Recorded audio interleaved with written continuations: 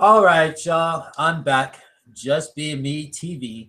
Um, Sorry, it's taken a little bit for us to get in. We're having some technical difficulties, but I'm here with Tasha from the Being Lab. Unfortunately, we won't be able to see her face, but if we worked out everything, we'll be able to hear her voice. So let's cross our fingers, and hopefully, the universe allows us to, this energy to come through, whatever means that it might be. But first of all, I just want to welcome Tasha. Tasha, please welcome yourself to the audience. Thank you, Troy, for having me. And yeah, technical difficulties we always forget, but we had a nice little chat in wrapping this up, and we're here. And you hear me, but you can't see me, so it's all good. Yeah. So it's a remote line between us. We'll just look at it that Yes, way. absolutely. So just we'll let everybody know how Tasha and I was going through my YouTube channel, and I came across Tasha's channel called The Being Lab. And I was like, oh, let me check out, what she's talking about. And one of the big reasons why I was attracted to her channel when she was just talking about The Being Lab and my channel talking about just being me, I was like, okay, someone's relating to kind of the same thing, just about expressing yourself and being who you are to the next level. Yep. And as I started to watch her channel a little bit more, a lot of things that Tasha was talking about through life experiences and journey and stuff like that, I was like, wow, I totally relate to what she's talking about. So, I wanted to reach out to Tasha, and hopefully we could kind of collaborate on some ideas and some things about how we look at perspective when it comes to involvement between men and women, And so I reached out to Tasha, and she was gratefully willing to do this interview, and here we are today. Yeah, and I was excited. I've been following Troy's channel as well, and I like his whole hip hop vibe, so that definitely resonated with me, and I figured we'd have a lot to talk about. And I like the fact that he's really approaching being from the male perspective, because when you look online, you don't often see a lot of men really talking about their process, which is kind of how we brainstormed and came up with today's topic. How do men and women differ in terms of their personal evolution and development? And I think a lot of times women lose out because they don't understand that Oprah isn't for everybody, and sort of that model of personal development. You're not going to find a lot of men in the self-help aisle in bookstores. And so I really thought, Troy, we could kind of go at it from hearing his perspective about how he has taken it upon himself to find out who he really is as a human being. Yeah, and that journey in itself, and you're right, because just that limiting aspect of a man actually speaking about his evolution being a thing of like a novelty, because again, you don't hear that, so it's a novelty thing. For myself, yes, there have been ups and downs through the last 4 years of me wanting to do this and pulling back again, thinking about judgment, what other people would think, and all of that stuff, just because that topic of men expressing themselves is not a hot topic, because again, men are taught to put your emotions down, keep them quiet, don't express how you feel, just go, be productive, be the protector and provider. I call them the P's, protector, provider, and be productive. And that's it. There's no emotional release out of that. So, and like I've said before in some of my videos, is that my release has always come from, being a professional hip hop dancer, so I've gotten my emotional release from movement and getting on stage and presenting it that way.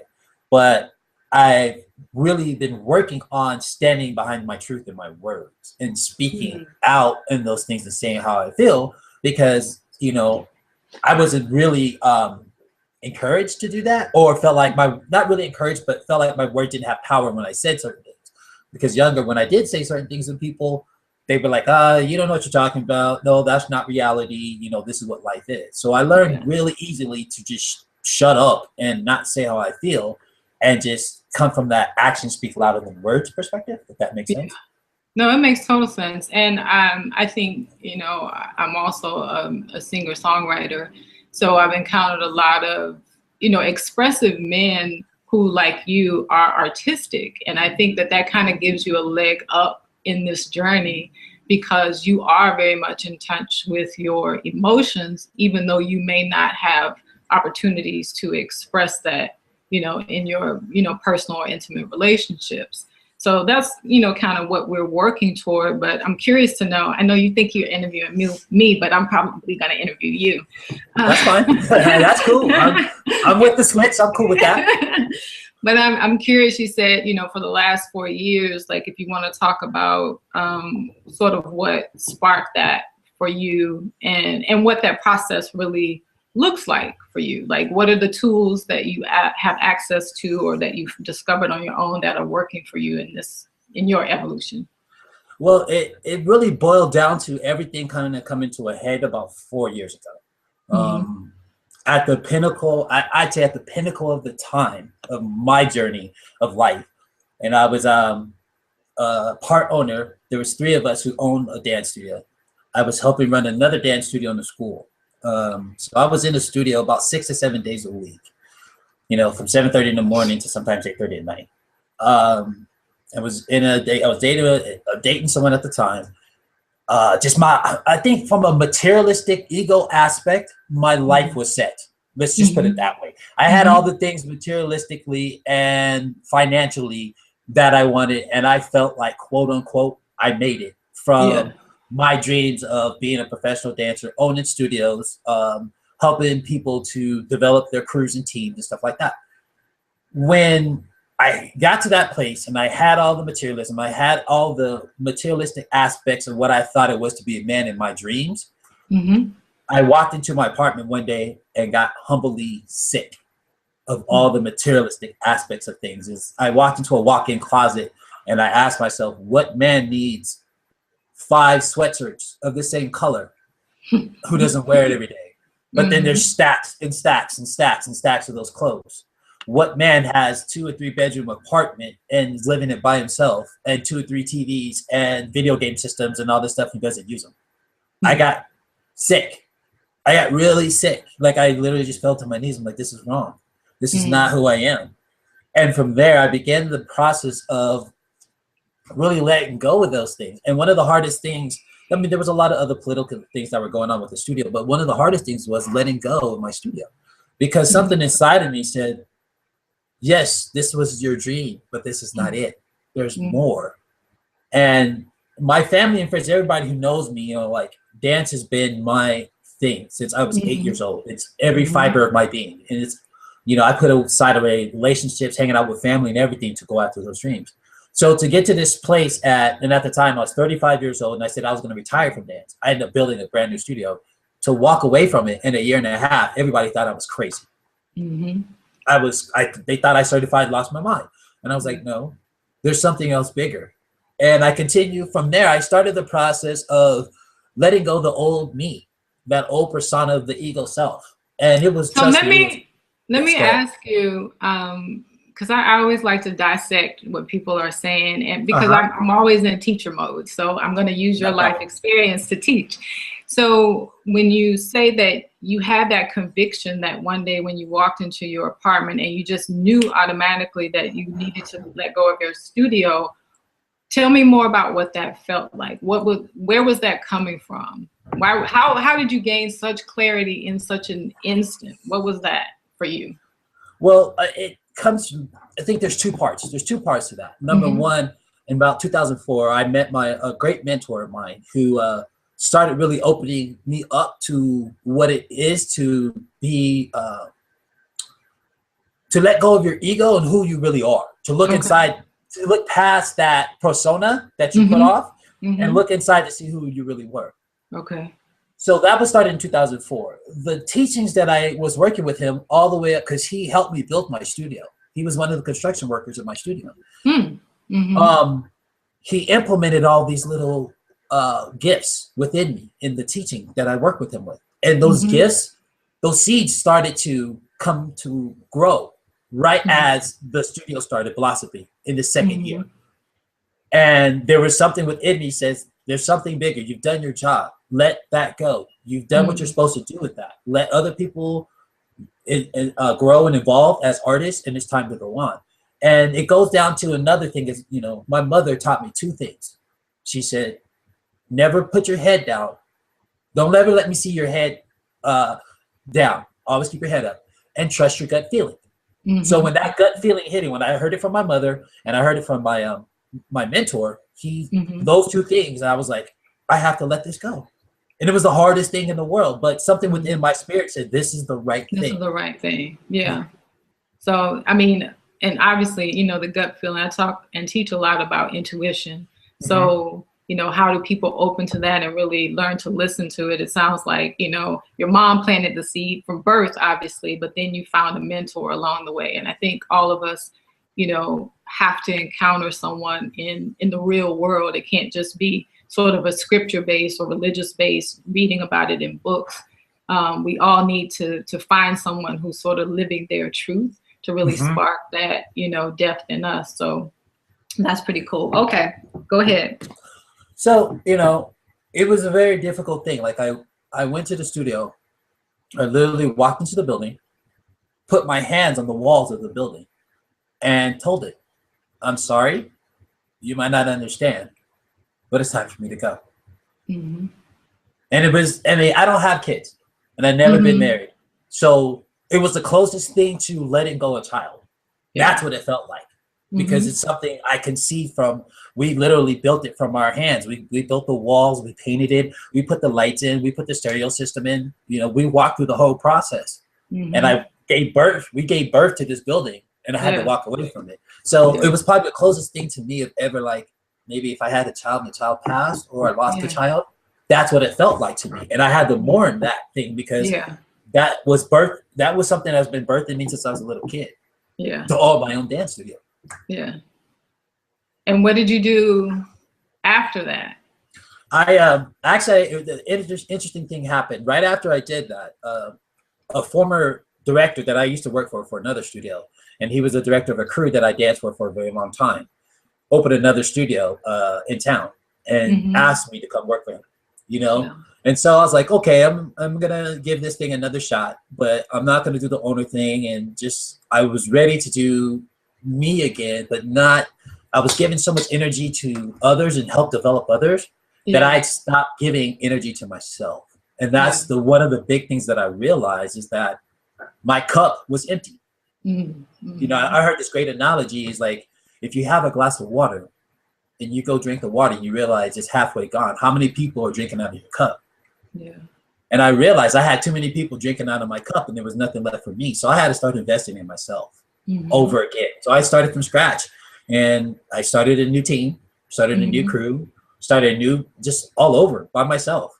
And we were together. I was with that studio for about a year. And my mom went through a lot of health situations, a lot of family stuff just went crazy all at once. And so I made a decision at that stage to shut down my career. I went to go take care of my family. My mom was going through a lot of health issues. My parents were going through a lot of health issues the last few years. And to focus on just putting back to my family and getting them healthy. So I did that. I did that for about 2-3 years, back and forth, helping them out, you know, trying to figure out things. And I started a new path in my life. And I stayed away from dance for like 2 years. And then I slowly got pulled back in by a former student of mine, working with him for a while. Then I finally got to a place where I was just like, this is not me anymore. I mean, that aspect, I've been fighting it for 4 years.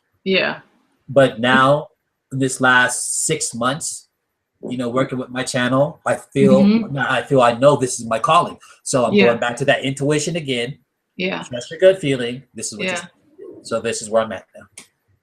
And I think, you know, just listening to your story, you know, there are a lot of similarities between men and women and sort of the process. I think for me, I want to share a story that I just shared on one of the last YouTube videos that I put up on my channel, which is kind of similar to sort of the breaking apart and the realization that the old you is disintegrating and then you have to like start over. And that's a real tough experience for any of us to go through. And similar to you, I had a young dream when I was 11 years old. I knew I wanted to be a criminal defense attorney. And everything that I had done in my life after that decision was to get me to law school. Nothing else mattered. High school was for the purpose of getting me not to college, but to law school. And so 2 weeks into my law school, 2 weeks after I started law school, I had what I say is my first existential crisis, because as assured as I was that I wanted to be a criminal defense attorney all those years prior, I knew in that second week of law school that I didn't want to practice law, period. And you talking about lost, like that is everything that I had identified myself as being. Like, you know, it was all that I had ever wanted in my life. And it felt like it was ripped away from me in an instant. And I'm in law school. What else am I going to do? There was no plan B, because I had never envisioned anything else for my life. And I had to navigate. I stayed in law school and graduated, but I had to navigate through the rest of those 2.5 or almost 3 years, knowing that this was no longer who I was. But, you know, I wasn't resistant to giving it up. I simply didn't have another option lined up. And so I ended up going ahead and practicing for a number of years before I too really started claiming and just being me and stepping into this new path that I have, you know, discovered for myself, which is doing the Being Lab and probably, you know, many more things that I can't even think of right now, and doing the YouTube channel. So we kind of end up in the same place. But it always goes, we all have to go through this process of really letting go of these identities that no longer serve us. And it kind of sneaks up on you, you know, like when you walked into your apartment that night and you realized that you needed to let go and move on into something else. And for me, second week of law school, I obviously didn't know that being a lawyer was not what my calling in life was. So you navigate that and really come out on the other end. But the letting go is really, that's the most difficult part, I think, for most of us, especially when you don't know what's next. No, you're exactly right, because that identity, you know, just like you talked about earlier, you know, as an 8-year-old kid, that's all I thought about, you know. I thought about on the playground in school and all that, like, I'm going to dance professionally. I'm going to be a professional dancer, and there's nothing stopping me. Right. And I'm going to own a dance studio. And so, you know, it's taken me, it was a 20-year process to get to that place. And I already had, like, you know, my late 20s, I had made up in my mind by 35, I was going to retire and be done. Yeah. And then I opened a dance studio. I'm like, I just opened a studio. I'm talking about retiring. What are you doing? Yeah. Who knew 2 years later, I walked away. I couldn't, you know? Yeah. And so I definitely understand that. And then it's like, what do you do from there? Because not only in your being that you have set that this is who I am and this is what I'm going to be, but everybody around you believes that too. Because my family, my friends, because I had carried that identity for so long. Yeah. And then when I ripped that identity away, everybody's like, well, who are you? Who are you? What are you doing? Why aren't you dancing? Why aren't you doing this? Why? And I'm like, leave me alone. I have to regroup, you know. And it's something, it's something people don't realize until you go through it, until you have this identity of like, this is who I am. Yeah. And you get to that place and you don't relate to that person anymore. It's, you know, it's like hit the reset button. You don't know what to do after that. Yeah.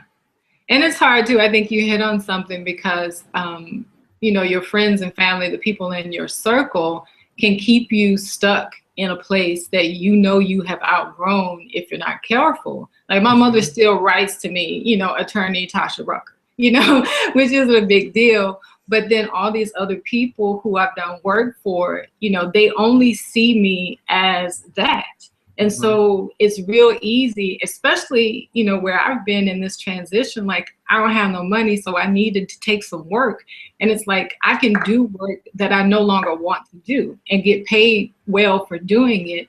But I had to, like, you know, draw this line in the sand and say, that's not me anymore, and trust that the universe is really going to align things so that I will be able to keep a roof over my head and food on my table and still step into this new me.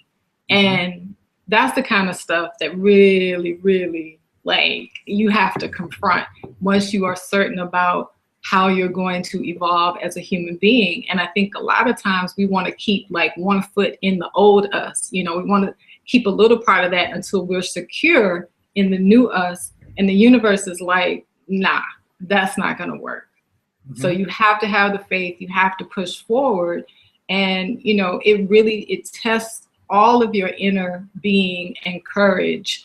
And you just get confronted, and I'm certain you've experienced this. Like, it's not just a one-time thing where you get to say, I'm Troy, I'm the new Troy, and then that's it, and everything falls into place. You have to keep saying that. You have to keep insisting on that in order to keep moving forward. And then the universe one day is just like, okay, I think he got it. Like, okay, now, yeah. Yeah, no, you're exactly right. And it's like one persona, you have to get rid of one persona to let the new one grow. Mm-hmm. And like, I mean, as you understand, you know, the urban, you know, hip hop world, everybody goes by their street cred or their street name, you know? Yeah. And so at that period of time in my life, when I was opening the studio and I was working with everybody, I went by, you know, the kids and my students and everybody around me used to call me Papa T. Mm-hmm. And I was like, okay. So I identified with that identity. Yeah. But as my studio and I started slowly getting away from that stuff, that identity went away. Yeah. And I was like, I'm not him anymore. And so I stopped when people would say that to me. I'm like, I wouldn't acknowledge. I'm like, okay. You know, I just wouldn't it's not that I would not acknowledge them. I just wouldn't accept that anymore. And then, you know, I went into a friend of mine took me to go play paintball one day. And he was like, man, you need something new. Let's just go have some fun. So I went to go play paintball for a weekend and ended up falling in love with it. And it was a new distraction. Not a distraction, but it just something new I could pour myself into. Yeah. Long story short, I started working at the paintball field. I started doing tournaments and working on my own clothing line and really pushing it. And what I liked about the paintball culture, as well as the hip hop culture, there's a lot of crossover. You can be yourself, you can dress the way you want, and then there's these identities, right? And so a new identity was developed from the people I used to play paintball with was mantis. You know, they say when I played and the way I looked with my gear, I looked like a praying mantis. So I became mantis. I'm like, okay, I like that. You know, I'm like, okay, I like that. You know what I'm saying? So that's where the new identity came from. Well, interesting. I was away from the dance world. I was in the paintball world. Well, as I slowly started coming back into the dance world, it was very interesting because people in the dance world didn't know how to handle me. They kind of looked at me like, it's him, but it's not him. But then I knew that the identity had changed when instead of they saying Papa T, they were like, oh, no, that's Mantis. And then when they started coming out of other people's mouths, then I realized, okay, now the identity has risen. The universe has accepted it, because I've accepted it. So as soon as you decide to accept it, everything else around you will accept it. Yep, absolutely. So, okay, enough about us. So I'm curious, like in your group of friends, like how has your development impacted, like especially like your boys? Like what does that look like? And have they, you know, joined you in this new adventure? Or one of the biggest impacts was with my best friend. Okay. I've known the man since I was 17, 18 years old. And during this last 4 years, as we know, as you go in this journey, you know, self-development and growing as a person, a lot changes. You know, no matter if you're a man or a woman, a lot changes. And connections to family, friends, old jobs, everything changes. And the impact that it had on me and my best friend was pretty bad because he was going through a lot at the time. And him and I used to hang out and talk all the time. And it got to that place where we did it. And he was losing a lot of family members, a lot of deaths was going on. And we lost contact for a while. Well, one of his uncles had passed away and I reached out to him and he lost it on me. He just went off. And I didn't fight him off, you know, like it wasn't like we didn't fist fight. He was just very hurt and upset. And he was just like, you weren't there for me, blah, blah, blah. And he just went off and I just held the space for him. And I just told him afterwards, I was like, okay, man, you can be mad at me all you want. It doesn't change my viewpoint of you. You're still my best friend. I love you. I'm sorry I wasn't there. You know, I heard your uncle just passed. I'm trying, but I guess it's not meant to be. It's okay. It was almost 2 years. We didn't talk. And then finally one day, him and I had a lunch and we sat down and we opened up about everything. And it was crazy. He even admitted to me. He was like, I'm sorry, man. I threw you underneath the bus. He straight up, he was like, I talked smack about you, and this is because I was hurt. And I was like, I understand, man. You were going through a lot, so was I, and I wasn't trying to push you away. It was just I needed to change some things because a lot of hell was going on in my life as well as yours. But it never changed my viewpoint, which allowed me to realize another form of what unconditional love is, because we both decided this is bigger than both of us. You know what I'm saying? That just there's a period of time where both of us was going through stuff, and it wasn't that we disliked each other. It's just we needed that time to grow as men, and then come back together. And I think as men need to realize that even your boys, your guys are gonna go through things, but the pattern of men, when men get together, it's more like, oh, dog, don't worry about that. You good? Don't worry about your girl. Don't worry about this. You all right? You with the homies? Because I've done it. I've been there. I've done it. Yeah. You know, but I'm really trying to change that now, because I'm like, because I got a lot of friends right now who are going through divorces. They're going through a lot of mad things. And the one constant I tell them is this: no matter what your family, your friends, your significant ex, lover, wife, whatever it is, at the end of the day, in the beginning of the day, when you look in that mirror in the bathroom, you're still going to see you. You still got to deal with you, no matter who comes in out of your life. Yeah. So that's what's probably like the biggest thing that I could like share.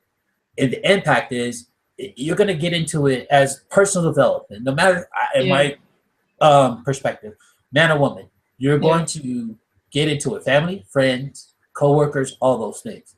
But at the end of the day, no matter what their opinion is, the only opinion really matters is yours, because you got to deal with you at the end of the day. Yeah. And you do have to take a stand for yourself. I think, you know, what you kind of touch on and lay out too is you'll be surprised when you really commit to your own personal development, how circumstances sort of dissolve around you. Like I've lost jobs, I've lost friends, and it isn't where, you know, we've had an argument or had any beef with each other. It's just that they just get pulled away from your life. And so, you know, I always look at it like the universe is making room for the new you really to explore and come out on the other side, because, you know, you need that space and that time, and everything really does line up so that you can have it. And then the people who belong in your life, they might come back around just like you and your best friend, and take a new role with the new you. But a lot of dissolution really does happen. And I think a lot of times people aren't really prepared for that, and they try to cling to those relationships or feel an obligation to do so. And that includes, you know, families, friends. Like you said, a lot of your people are divorcing, and a lot of that often happens when you're developing, because there are very few couples that I've encountered in my life who really are committed to growing together. And when one person sort of takes off and starts developing on their own, that relationship has to die. You just have to say goodbye to it, because unless you are growing together, and if you let one person get too far out ahead of the other person, you really are changing. That person is no longer the person you married. And you have to be willing to recognize that. And, you know, I think with men and women, you know, it would be great to see us in these types of roles, which is why I was excited to do this, you know, to have this conversation with you.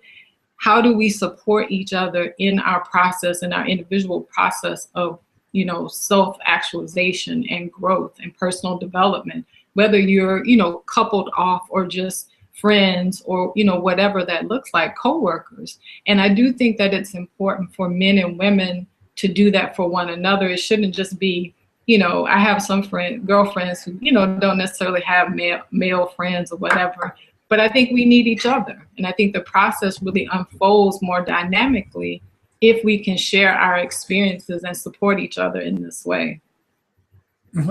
No, you're exactly right. And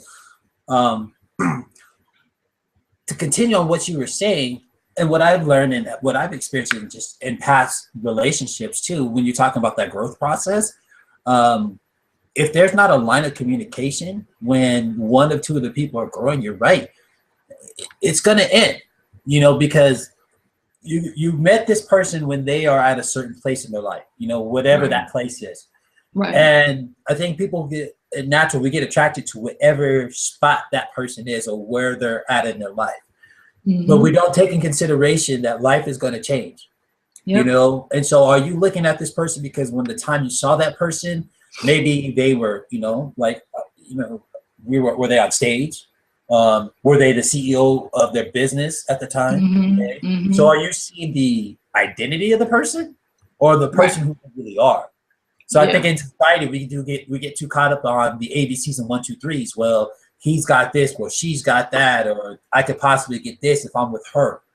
All that stuff eventually goes away, you know? And so when at the end of the day, are you really seeing that person for who they are or what they can offer you, you know? And but if you don't have those type of communications, yes, you know, relationships are going to fail. I mean, I remember really early in my career when I was trying to develop my first production company by myself, the girl I was dating at the time was a dancer too as well. And I got a really crazy feeling that she didn't like it, you know, because I was like building my home office and, you know, getting my company together and really working hard. And I was sharing with her, I'm like, okay, this is what I want to do. This was going on. And I bought some new furniture for my office and I was like, hey, come check this out. And she looked at it, she was like, why would you do that? And I was like, wow, I would thought you would be happy that I am developing my dream, you know, like I'm going after it. And she didn't like it. And I was like, wow, that's crazy. You know, so you have to take, I don't think we think about that in society. No, because most people wouldn't get married if they did. Like, because that's, I mean, the divorce rate is always going to be high because most people, like you said, come into it with this whole idea of they only are seeing these ego identities rather than seeing the true person. And I ran across a quote from Iyanla Vanzant. I want to share it because I think it just struck me. It was so appropriate. But she says, when you don't show up as who you are, people fall in love with who you're not. Then when they find out who you are, that's when they leave. And that's what we see time and time again. And I don't ever blame one person over the other. I think this is really an unconscious agreement that we've made as men and women in this society to interact with each other in this way. And basically we find each other and I pick out a part of Troy that I'm attracted to. And then Troy gets to only be that for me. So that's the part of him. If it's a dancer, I'm going to support you in doing that. But you go off and you try to be something else, I'm shutting that down. Yes. You know? Ooh, yes. And we have that constantly. And I know I felt that in my previous relationships as well, where, you know, someone liked this aspect of me, but then when I tried to show them all of me, they were like, no, I don't like that. Like, I only want this part of you. And that's a painful place to be in, especially inside a relationship. And I always, you know, just my own personal story, but I have never been a person who felt lonely except when I was in a relationship. And it's because of that right there. I was in the company of someone who refused to see all of me. And that was just a devastating loneliness that I felt, which is why I got up out. But, you know, that's what we do to each other, you know, in so many really hurtful and harmful ways. Like that's just, and that's something that we consistently, I think, you know, with you doing the Just Being Me and the Being Lab, when we're asking people to be, we're also asking other people to see people for who they really are. You know, it works both ways. No, you're exactly right. It's a reflection. You know, if you're asking people to be their true selves, you can't hold that mirror up unless you're doing it. Yeah. You know, because they won't believe you. They'll look right through you because they'll see it's false. But if you're holding that true mirror of yourself of like, no, this is who I am, and I'm gonna hold it, and I'm gonna hold it very strongly because I believe in myself. I'm just being me. I'm not doing anything different. You know, and I think that's what, again, attracted my channel to yours, is because it's like, dude, I'm just being me. I'm not doing anything special. This is how I am. This is who I am. I'm not trying to, you know, make up a facade of anything. This is, you know, me. When you talk, like, going back a little bit, what you're talking about, those identities, I used to get so angry. And you said it earlier, because people would just walk up to me and go, oh, you're the dancer. I'm like, oh, no, I'm more than that. But just because they see me at the club or they see me at the Yeah. show or they saw a video, the first thing that comes out of their head is, that's the dancer. You're the dancer. Yeah. You know, Yeah. even when my mom, she'll talk about her friends or where she's, you know, going down to the rec center doing her water aerobics and stuff. I walk in to go see her and all the people like, oh, that's her son, the dancer. I'm like, oh, God. You know, and I got to put the smile on the face because I got to make mom happy. You know what I'm saying? Yeah. But inside, I'm like, dude, that is like 1 centimeter. Yes, you know, it took up a lot of my time, but that's 1 centimeter. So you're right. We get these like tunnel vision when it comes to aspects of this, who our identity is and who we want people to be, because it's projected both ways. Absolutely. Because we project that identity on other people too as well. Yeah. And, you know, I think we're just a society of people, you know, we box people in, and we're always, I mean, it's innate to us as human beings to try to categorize. That's how we make sense of the world and organize things into these nice little neat packages. But at the level of human beings, we got to get out of that mindset, because you are, you know, I think that's why we have so much mental illness, so much addiction in our society, because all these people are really being denied the expression of who they truly are. Mm-hmm. And I consider, you know, myself, I am a participant in that, you know, if I buy into that same thing. So I always try to do my very best to see people. No, you know, even if it's just the person who's making my coffee, you know, at the Starbucks in the morning, I'm like, I can at least do that for them in that moment, you know. And I think if we all did a little bit more of that, you know, we would see humanity really evolve in totality, rather than just having a few of us who, you know, consider ourselves to be awake. No, for sure, for sure. So, I mean, we put a lot of different aspects personally with ourselves. How do these things, as we shared from our personal experiences, affect men and women on the daily? You know, like I said earlier, for me as a man, it's changing that aspect of being, you know, the provider, the protector, all that stuff, and what it is an identity to be a man. But deep down inside, I knew there was more to me than that. You know, there was an artistic side of me that likes to express himself through writing and drawing and making videos and all that stuff. And a lot of times I felt like I had to hide that side of me so that I could be man, you know, but that energy is very prevalent inside of me. And so I'd say the last 4 years, I've really been pushing that energy out and really not caring what other people think, that if that's what a man is supposed to be, because that identity, just as well, you know, categories have been placed on women, categories have been placed on men too as well. We just don't talk about them. And so I think these categories itself need to be blown up, because I think it's wrong that if a man decides to get up on a video or write or just say how he feels, he should not be judged, because men get judged. If a man gets a little, and this has happened to me and friends that I know, if a man shows an inkling of emotion, he's labeled as weak, soft, you know, men are supposed to cry, none of that stuff. You get labeled so quick. You know what I mean? So hopefully these stereotypes can be broken from that aspect, because I think that's one of the biggest downfalls and probably one of the silent killers of men. Oh, absolutely. I mean, that's been studied, certainly. And I think, you know, people like yourself doing the videos and being who you are, I think you definitely move the needle, and that should be encouraging to more men.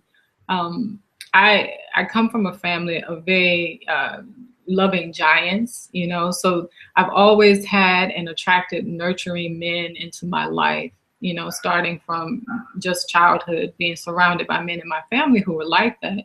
And so I've never, you know, really bought into that stereotype about men. And I think it's been certainly why I've attracted the type of men into my life, just as friends. I'm not even talking about relationships, but men who have confided in me. And that's been a good position to be in, because you know, men are half the population. Like, I don't want a world that doesn't have men in it. Like, that's just me.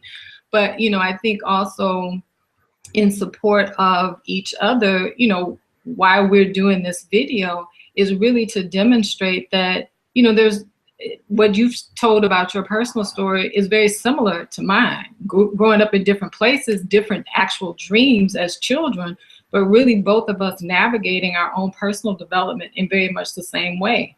It's because it's not man or woman, it's a human story. Like we all are evolving.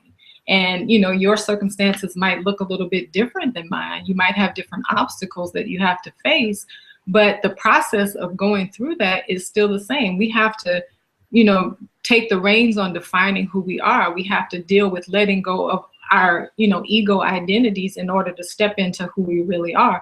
All of that's the same for men and women. And I think more of us really being outspoken about our personal experience will kind of wake other people up to that fact, so that they won't think that, only women care about self-development, or personal development, and men just are, they just are angry. That's all they have to offer, and just not pigeonholing men into those sort of self-protective roles in the same way we don't, as women, want to be pigeonholed into, being wives and mothers. So it works both ways. We all have something unique to offer the world. And that's what I'm really about, helping people discover what that is and share that with the world, whatever it is. Yeah.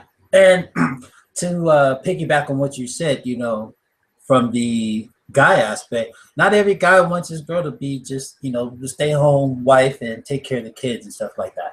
Again, I've never been married, but if I did, I wouldn't want that. I want somebody who wants to, let's get out. Let's go have some fun. Let's do some activities. Come to me and say, yo, I got this going on. Can you take care of the house? Cool. I don't mind that. I'll cook, clean, my mom taught me to do all those things. I gotta wash brown clothes, all those domestications. I don't need a woman to do those domestic parts for me. I do it myself. So if there's somebody in my life, I want you in my life for you, because I like you, not because of the society rules that says this is what a woman's supposed to do when she's with her man. Like, what you touched on earlier about being alone. I love being by myself. Like, I love the isolation of being by myself. I'd rather be by myself than be around a lot of people, which is completely opposite of the social aspect of being in the entertainment business and being a professional dancer. You're around people 24/7. Yeah. But there's an extroverted part of me, but there's a very introverted part of myself where once I'm done with a group of people, I want at least 2 days by myself, because I enjoy that aspect of my downtime and being me. Again, that's why the channel, because I found myself kept saying that. I just want to be me. I just want to be me. And to understand that it's being isolation sometimes, being quiet, not saying anything. And it's okay if you don't say anything for a while. It's okay, and people freak out about that a lot of times. But, I just, me personally as a man, I don't need those type of things. If a woman's in my life, the reason why I want her in my life is so that we can enjoy and share things. I don't need those domestication things. I already do for myself, because if I didn't do those things, I wouldn't be sitting here talking to people, because I'd be still trying to figure out how to do how to wash clothes, right? And that, I do think, we are moving away from those sort of rigid identities, and blocks that, or identities that we put on men versus women, etc. Because the truth is, I live in San Francisco, so out here everything is really just a website or a phone button push away. You can have groceries delivered, you can have laundry picked up and washed and delivered. So all of those things really don't have a place in terms of deciding like what you want and need in a person.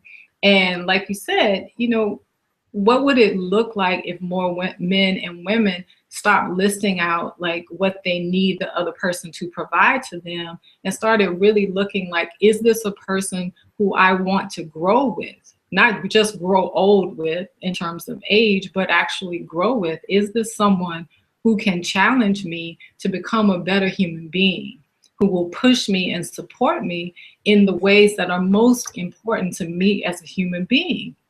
And I don't know that still a lot of people ask that question before, getting hitched.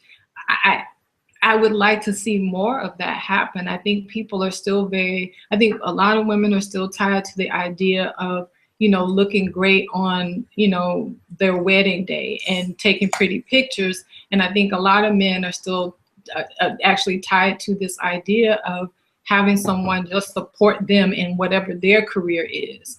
So, I keep moving back to or coming back to this theme because it has been sort of the impetus of my life.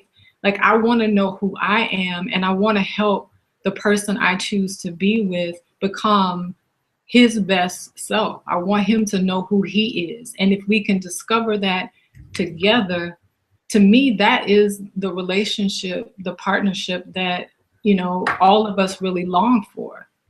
And I don't care who does the dishes, and, I don't care who cooks, I don't care about that stuff. I don't care about the day-to-day stuff at all. No, that makes total sense, and I think you're right. It's about getting rid of all these identities or these society so-called norms that these are the roles you're supposed to play. Like, I want to be able to, like, if I'm with someone, if I get a phone call or we're around each other and it's like, hey, I learned something new. You want to learn about it? Yeah. Teach me something. All right, cool. You keep learning every day, and you're right. You want to be around somebody that you want to continue to learn from. Yeah. Not just to, like, they can always learn from you and you always learn from them. It's a give and take. It's a two-way street. So you want to continue learning from each other. Because you never stop, and I think that goes back to society again. You get to this age, you're an adult, or you get to this stage and you're this, you're that. You never stop growing. You never stop. I mean, I'm 40 years old, and I'm like every day, and I'm just like, wow, I'm still. Yeah. How can you say you get to this stage and you know everything? Because I've been around people who think they know everything by a certain stage of their life. I'm like, you're crazy. Yeah. There's no way, because every day I'm still learning little things that I'm like, wow, I didn't even know that last week. But if I knew that last week, today would be so much easier. Yeah. And the world, I mean, that is just how evolution takes place. Like, we will never understand all the mysteries of the universe. And in our day-to-day lives, like you said, I consider myself to be a lifelong learner. Every day that I wake up, I try to experience something new. I never want to be in this trap of thinking that I know everything, thinking that I have it all figured out. Because, going back to my law school existential crisis, that was a big wake-up call for me, because there is nothing going into that experience that prepared me for losing that aspect of myself and not knowing what else I could be, because I thought that was who I was. I really, really did. And so I think, we are explorers and adventurers in this world, and more people really should take that as, their personal purpose. I don't know, what you find, like, in terms of the feedback you get on your channel, like what questions people have or what they struggle with. Are most of the people just really looking for inspiration, just to know that they're not crazy, to know that they're right about, their own personal development? What does that look like? Mm-hmm.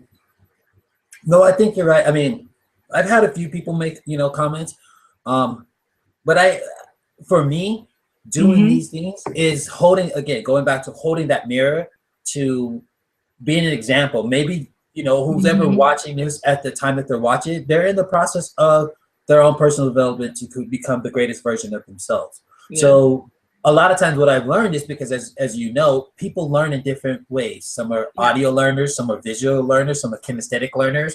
And a lot of times people need an example of what it looks like to be able to do it. Because if they're not told it or they're not shown it, they don't know how to start it. So you become that living example. That's what a lot of my reasoning for doing Just Be Me TV is, to become that living example and say, look at this is what I've gone through, and I'm still opening up more and more about my story. That's part of my story right now, is opening up and telling my story, because I feel like I have 20 plus years in the dance world, 40 years on this earth. I have a lot of experience with interacting with people, and what it is to put yourself. And I think this is something, a skill that I have that helps with this, is because being a performer, as you know, when you're on stage, it's all on the line, right there in front of, you know, and I've been in front of thousands and thousands of people. And you're vulnerable. You're right there because anything you do, everybody's looking at you. So to say, I can say, I've been in front of thousands and thousands of people performing and gone home and felt lonely as hell and felt like, what am I doing? But on the outside, it looks like I got the whole world on my head. But I get home and I feel like, what is it all for? What is it all for? What's the point? On the outside, everybody's like, oh my God, he's got the life. On the inside, I'm like, whatever. I'm bored now. You know, so being that living example that you can go from that, change that, rebirth yourself into something new. And now when I'm coming back, because my goal, I have 2 major goals for myself, is to continue doing this stuff with Just Being Me TV, but I want to get to a place of being an inspirational speaker, and I want to write a book. Those are like my 2 biggest things that I'm pushing myself to do. But I want to take the experience that I have of being in the entertainment world for 20 plus years to push this next level, because now I have all the skills. I know how to be on stage. I know what it takes time to put a show and the presentation. Those are the type of things that you need when you want to be a public speaker. You have to be okay in front of people. If I didn't perform for 20 years, maybe that's what I'm really meant to be, as a public speaker, but I had to go through 20 years of learning how to perform to be able to perform in front of public speaking venues. And I think, I mean, you touch on something really important for people to know, like, you know, and I'm sure you feel the same way about your dance career. Like, it's not with regret that we let go of these previous identities, because we know that they were foundations for whatever is being birthed, you know, in the next round for us. And, you know, similar to you, I haven't been an entertainer other than amongst my friends and family. But when I was in high school, certainly I was extremely shy. I'm very much an introvert, but I was also really painfully shy. And, you know, what better career to choose than to be a litigator, right? Like, you have to argue in front of a judge on behalf of someone's life, really. And so, you know, you make those choices not even knowing, you know. And when I first started practicing criminal defense law, every day I was in court and like my stomach ached. Like, I would go into the bathroom and like be near throwing up. And I had to go through that process really to be able to prepare me to do the work that I'm doing now, similar to you, just being, I don't know about motivational speaking, but certainly doing these YouTube videos, you know, and being able to really be on camera. Like, that's not anything I would have done back then or wanted to do. So all of these sort of identities that you take on early in your life, even though at some point you may shed them, it's not that they were not you. It's like they were a good foundation to help you build the you that was coming later in your life, you know? And so, you know, that's just, you know, another way to look at it. But I actually wanted to go back to something that you mentioned just when you were performing on stage. And I want to get your sense about, you know, again, just looking at, you know, you can make it about your personal experience, but also men in general, because I think this is an area that a lot of people struggle with. And I know my personal struggle in my significant relationships, but being vulnerable. Like, what do men feel like when they are being asked to be vulnerable? Okay, good question. I'm gonna take the stance from my own personal experience. I've been really lucky to be around, you know, some really good men, some friends, and some other mentors that are willing to open up. Okay, vulnerability for men is like ripping a scab off of a wound that's been on for years. You know, when you get to that place, that scab, you know it's gonna hurt. It's gonna hurt no matter what. But if you take that scab off to let the air breathe, your skin will heal faster. Because that society has put so many pressures on men not to open those things up. again, it goes back to that thing of that vulnerability of us being weak. So to do that is a scary thing for men, because it goes down to losing that identity, because you become that identity. Here's a perfect example. When I was in the studio or I'm on stage, I felt like Superman. It's a superhero. I can't do anything wrong. Like, this is my pinnacle of my physical, mental, and emotional prowess at its highest level. Okay, just like any athlete, you train, you put the hours in to get to this moment to show physically, mentally, emotionally how strong you are. That you put yourself to get to this point. The part people don't see is the lonely nights at home. The times you don't get to hang out with your family or friends because you're training. The times you got to go, all right, this show's going to make me this amount of money, but I need this amount of money to eat, do this, this, and this. So I have to make some sacrifices. You know, the times where if you're in a relationship, it's happened to me. You're in a relationship with someone, it's like, I have to do this show. I got to do this and this. Well, you need to pick me or you're dancing. Really? Okay. Oh, yeah. I've lost relationships because I'm like, bye, dudes. You're not going to put me in that scenario situation. There's a lot of sacrifices men go through to get those things, because we want to show that we're strong, that we could do these things. Because again, I'm speaking in general and I'm speaking for myself. For me, when I get on the stage and I put that persona on, I'm like, this is who I am and I'm about to do my thing. It's kind of like, the best way I can describe it is in a Mother Nature world, it's like the peacock strutting his feathers so that the lady can see how beautiful he is. This is me at his most pinnacle point as a man. Now, when he's opened his feathers and he struts them out and he says, this is the best I can be, and he's disappointed or not, and the woman or somebody looks at it and they're like, nah, I don't like your feathers, it kills a man. Because it's like, you put all this work to present yourself in this armor and you get to that point and you get rejected. It becomes like, well, then what's the point? What's the point of me doing this? Yeah. You know, I wish I could share how many nights I have fell to my knees, just angry, upset, and hurt of a dance. Just broke down. I've cussed out, I'm not gonna lie, I've cussed out the universe and God. Like, why? Why are you putting me through this? Yeah. All I want to do is be one of the greatest, best dancers ever to live on this earth.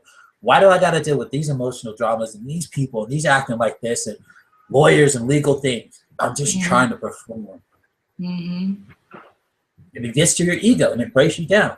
It breaks you down really hard, you know? So I guess in general, what I'm saying is, men go through the same emotions that women do on a daily basis. We just don't know how to let them out, because number one, we were never given the okay to say, I'm hurt, I'm pissed, I'm hurting because of I have something I'm so passionate about, and my friends and family or my girl doesn't relate to it and don't understand it. And I want them to understand, because this is the thing that gets me up every morning.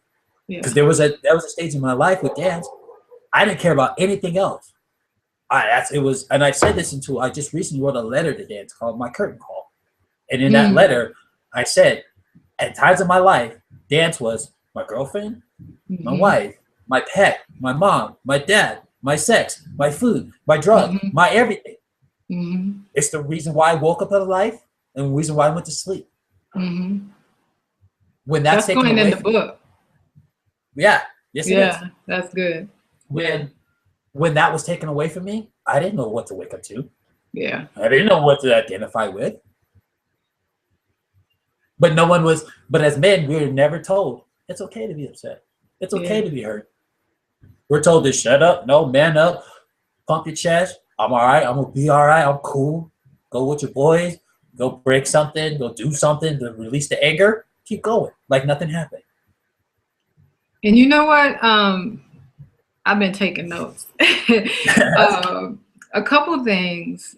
First, I think that, for the women who stumble across your channel and watch this, they're going to be in for a treat. because I know that a lot of women, and I have friends who think this way as well, like what you're able to share. I know this to be true, you know, from the many, you know, male friends that I've had who've confided in me. But I want to lay out what you essentially said, like when women are always like, I don't know what he wants, like what will make a man happy. And you basically said support for your dreams, a desire, and you desire to be vulnerable with the woman in your life, and you want the woman to be proud of you. Yes. I would add one thing to that. Yep. When he's down, he's frustrated, Yep. and things are not going quite to plan, do not kick him while he's down, and don't force him to do something else. Ride with him through that difficult time. Because if you ride with him through that difficult time, when he comes out of it, you will get the payoff. Yeah. But then, I found in just personal relations with myself, when I've gotten to that place, that's most of the time they leave. Because what I learned with women, I might be wrong. Again, it goes back to that image. They see this man as the strong thing. But then when he hits that low point, he breaks down. The next thing they go is, oh, he's weak. I need to find something that's strong. But then it goes to that contradiction, because they're like, well, I want a man to say how I feel when he's going through this, this, and this. But when he gets to that point, he opens up, they leave. So what is a man supposed to do?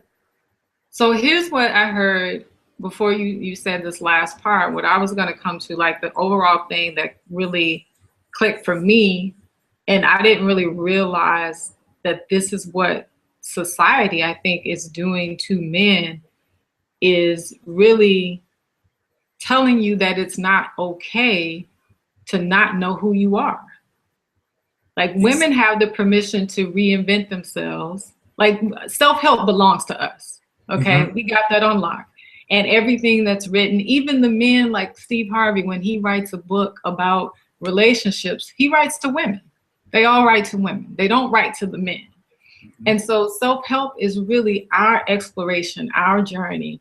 But what we're saying to men, and that's what you've experienced in your relationships, women leave when they see you at a low point, because basically they are denying you the permission to be on your own personal evolutionary journey, just like them, to not know who you are at age 22, to stumble and find your way, and to be able to reinvent yourself at age 30, at age 40. So what women have locked onto, and I just realized this in this conversation, so thank you.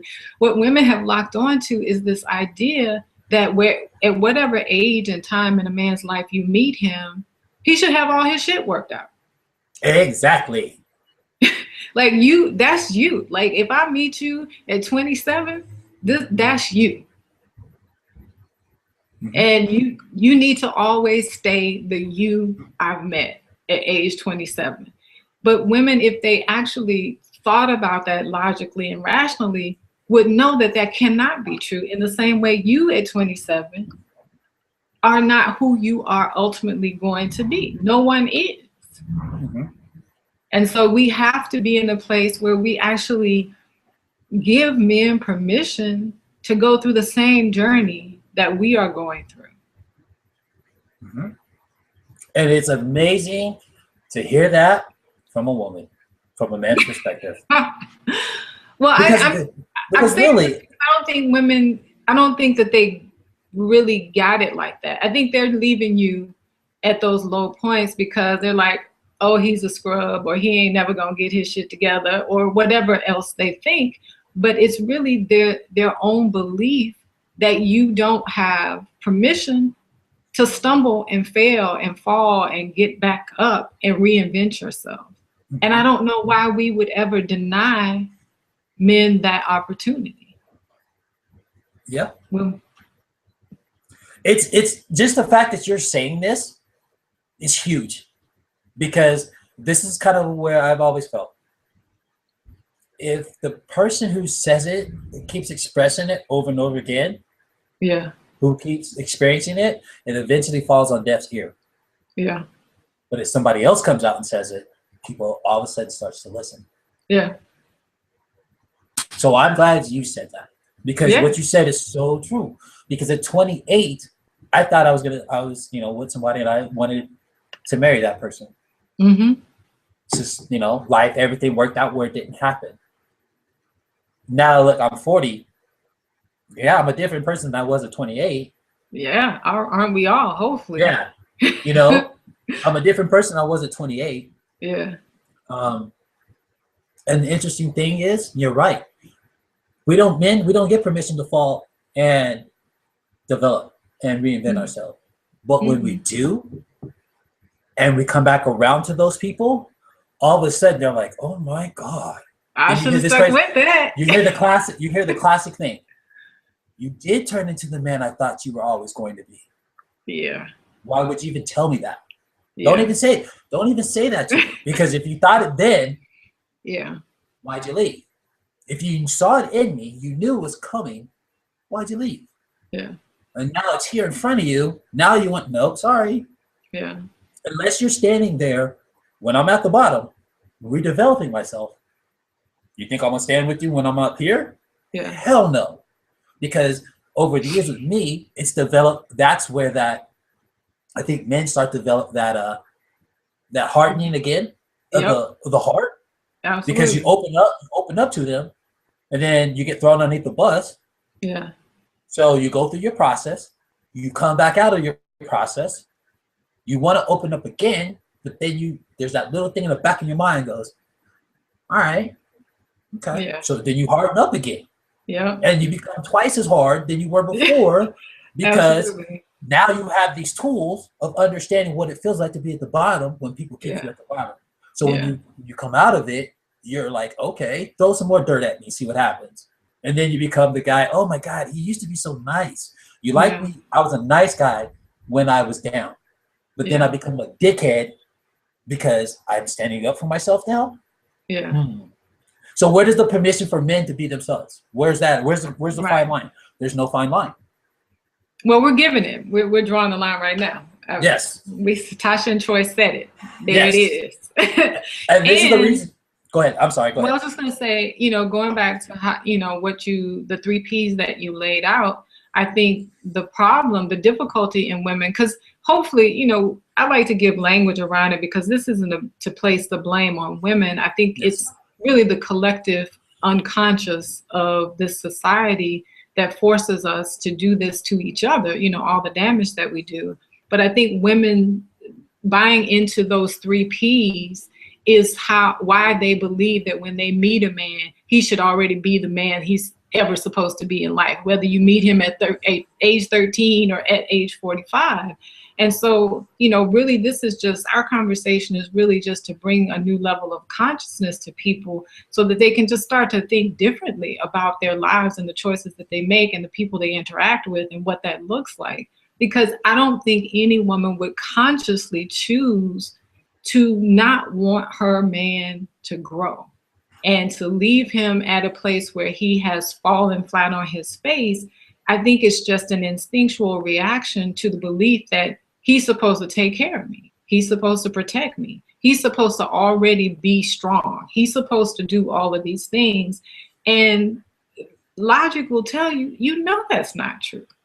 You know that's not true, because it's not true for us as women.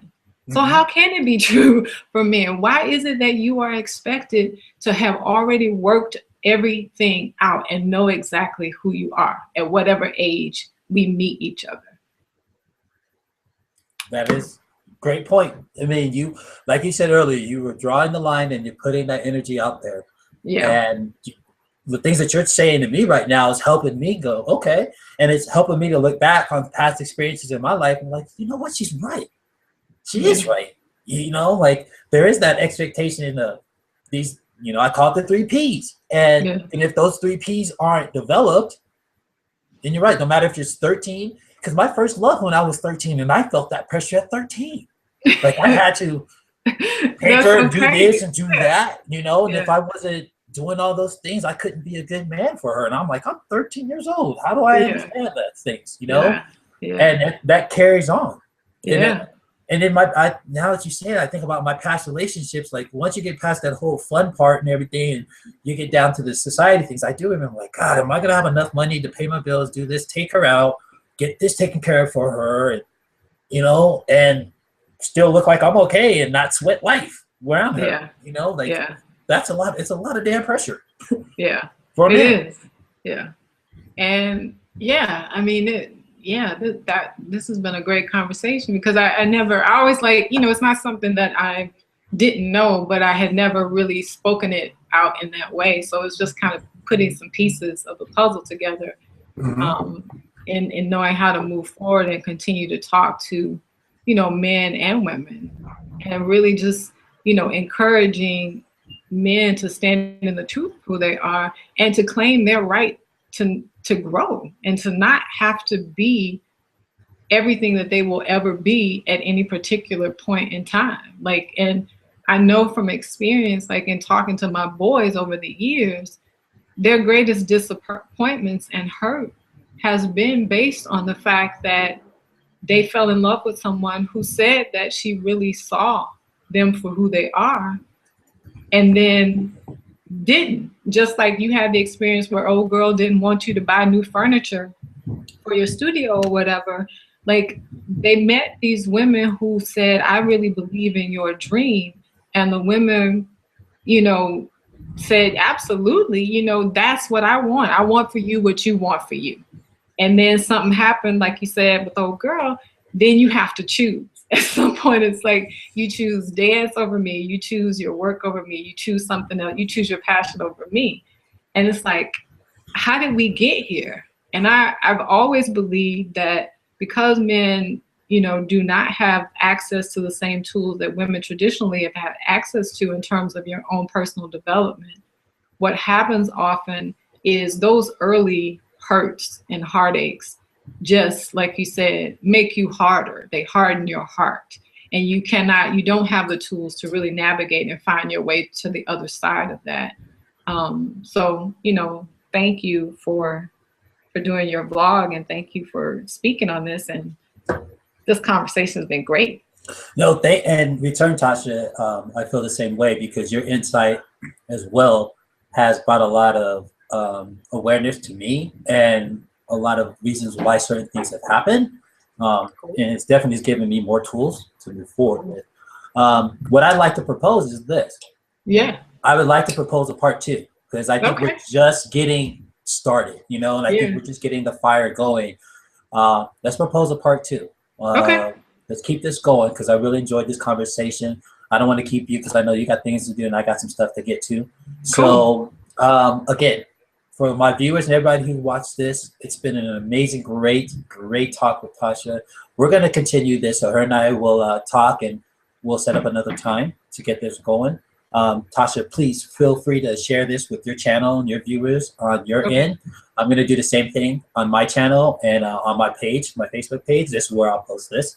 And I will, if you want, go ahead and send me your information. I can put any descriptions of your YouTube channel, whatever, down in the description below so people can find you.